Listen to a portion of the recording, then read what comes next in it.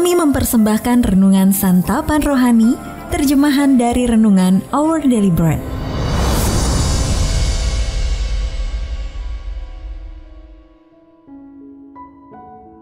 Untuk menerima notifikasi video baru kami, silakan tekan tombol subscribe dan tanda lonceng di bawah ini. Sahabat ODB, pembacaan Alkitab hari ini terambil dari 1 Samuel pasal yang ke-24 ayat yang pertama sampai dengan ayat yang ke-7. 1 Samuel pasal yang ke-24 ayat yang pertama sampai dengan ayat yang ke-7. Daud membiarkan Saul hidup. Daud pergi dari sana, lalu tinggal di kubu-kubu gunung di En-Gedi. Ketika Saul pulang sesudah memburu orang Filistin itu, diberitahukanlah kepadanya demikian. Ketahuilah, Daud ada di padang gurun En-Gedi. Kemudian Saul mengambil 3.000 orang yang terpilih dari seluruh orang Israel. Lalu pergi mencari Daud dan orang-orangnya di gunung batu kambing hutan. Ia sampai ke kandang-kandang domba di tepi jalan. Di sana ada gua dan Saul masuk ke dalamnya untuk membuang hajat. Tetapi Daud dan orang-orangnya duduk di bagian belakang gua itu. Lalu berkatalah orang-orangnya kepada Daud, "Telah tiba hari yang dikatakan Tuhan kepadamu. Sesungguhnya aku menyerahkan musuhmu ke dalam tanganmu. Maka perbuatlah kepadanya apa yang kau pandang baik." Maka Daud bangun, lalu memotong punca jubah Saul dengan diam-diam. Kemudian berdebar-debarlah hati Daud, karena ia telah memotong punca Saul.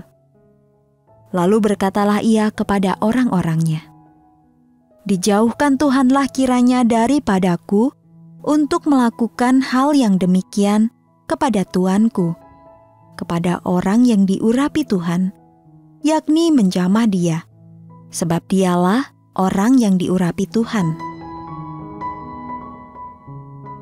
Ayat mas renungan hari ini terambil dari Mazmur pasal yang ke-40 ayat yang ke-9 dalam terjemahan bahasa Indonesia sehari-hari. "Aku senang melakukan kehendak-Mu ya Allah, hukum-Mu kusimpan di dalam hati." Renungan hari ini berjudul "Apakah Ini Pertanda?" ditulis oleh Leslie Koh. Tawaran pekerjaan itu tampak bagus dan tepat seperti apa yang Peter butuhkan. Sebagai tulang punggung dari keluarga muda, ia berdoa sungguh-sungguh untuk mendapatkan pekerjaan baru setelah di-PHK dari pekerjaan sebelumnya.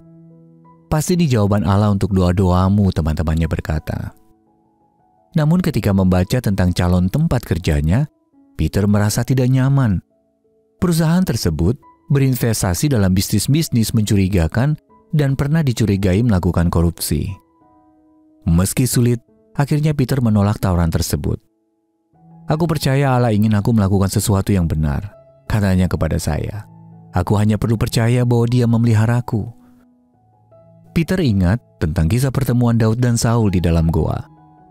Pada momen itu, Daud seolah-olah diberi kesempatan yang sempurna untuk membunuh pria yang sedang memburunya.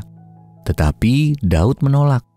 "Dijauhkan Tuhanlah kiranya daripada aku untuk melakukan yang demikian, sebab Dialah yang diurapi Tuhan," katanya dalam 1 Samuel pasal 24 ayat yang ke-6. Dengan hati-hati Daud dapat membedakan penafsirannya sendiri terhadap situasi yang ada dengan perintah Allah untuk menaati ketetapannya dan melakukan apa yang benar.